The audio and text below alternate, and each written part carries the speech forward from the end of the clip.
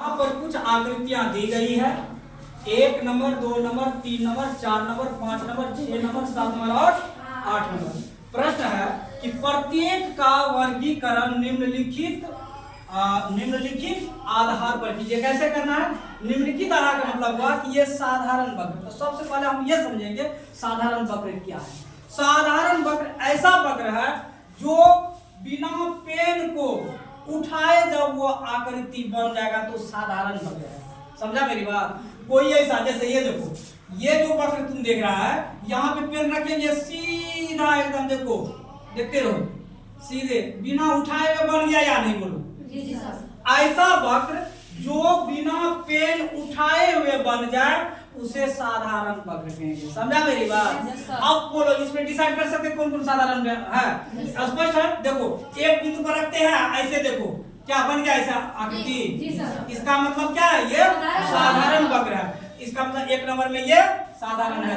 साधारण देखो कैसे सजाते वर्गीकरण। एक हो गया। दूसरा हो, कहीं पे रखो एक बिंदु, यहाँ बिंदु रखे और ऐसे लगाते चले गए।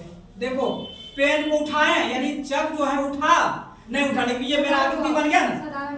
ये भी साधारण वक्र है। साधारण वक्र बहुभुज, अर्थात इसमें भुजा भी है, याद रखना। तो ये साधारण वक्र है। तो 2 नंबर में साधारण वक्र है। समझा मेरी बात? अच्छा एक जवाब दो, ये बहुभुज तो है ही नहीं, ये तो नहीं करेंगे। बहुभुज का क्या मतलब है? जिसमें 2 या 2 से अधिक या 3 या 3 से अधिक भुजा हो। जब ये बहुभुज है ही नहीं तो साधारण वक्र कहां से आएगा? ये जानते हैं। वैसे भी देखो, अगर यहाँ से बनाएंगे तो ये देखो घिसते चलो, ये तो सर्कल बन गया, लेकिन दूसरा सर्कल बनाने के लिए हमको हाथ को उठाना पड़ेगा, पेन को उठाना पड़ेगा। इसलिए ये बंद आकृति है और ये नहीं बहुभुज है और ना ये साधारण वक्र है। इसका मतलब ये 3 नंबर का नहीं है। फिर 4 नंबर पर चलो, यहाँ से प्रारंभ करो, चलते चलो, यहाँ तक तो बना लिए, फिर जब उठाना पड़ेगा, सब संभव है? पेन उठ जाएगा। इसका मतलब सरल वक्र है लड़का? सरल वक्र नहीं है, ये भी छाट देंगे। चलो ये तो स्वतः देख लो है, अरे ये है, यहां से चलेगा। कैसे सरल वक्र है जी? ऐसे किए बिना पेन उठाए हम चला सकते, बना सकते हैं, ऐसे आकृति बना सकते हैं ना। देख लो एक एग्जांपल के रूप में, ऐसे किए, ऐसे है, बिना पेन उठाए बन गया। लेकिन ये बहुभुज तो नहीं है। बहुभुज में हम जानते हैं क्या होता है? भुजा होता है।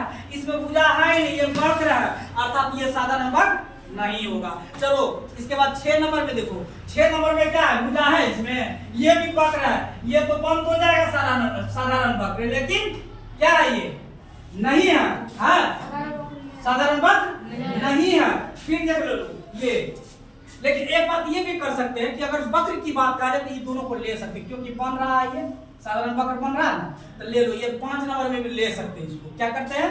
5 में ये साधारण वक्र है, क्योंकि पेन नहीं उठता है, पेन नहीं उठा तो साधारण वक्र है। ये भी पेन नहीं उठता बन जाता है, तो ये साधारण वक्र होगा नहीं होगा? इसके बाद ले लो, यहाँ देखो, ये देखो, यहाँ से यहाँ तक ये, यहाँ से बिना पेन उठाए हुए वक्र बन गया कि नहीं? इसका मतलब ये साधारण वक्र है। कितना नंबर में? 7 नंबर में। समझा मेरी बात? अब चलो 8 नंबर में, ये देखो बिना पेन उठाए नहीं बने, इधर यहाँ से यहाँ तक किए, अब फिर देखो यहाँ लकीर पर आना पड़ रहा, लकीर पर आना भी नहीं चाहिए। अगर तुमको लकीर पर आ गई तो उसका कोई वैल्यू नहीं है। हम मेरे कहने का मतलब साधारण वक्र का मतलब ही होता है बिना पेन उठा हुआ। तो यहाँ देखो, हम जब तो उठाते तब तक ये दूसरा बनेगा, ये साधारण वक्र नहीं है। यहाँ तक क्लियर है? चलो साधारण बंद आकृति जो बंद रहना चाहिए, साधारण बंद है, साधारण बंद आकृति है, लेकिन ये नहीं होगा, बंद है, क्योंकि ये साधारण वक्र है। इसका मतलब 1 नंबर और 2 नंबर में है। ये 1 नंबर और 2 नंबर का क्या है? साधारण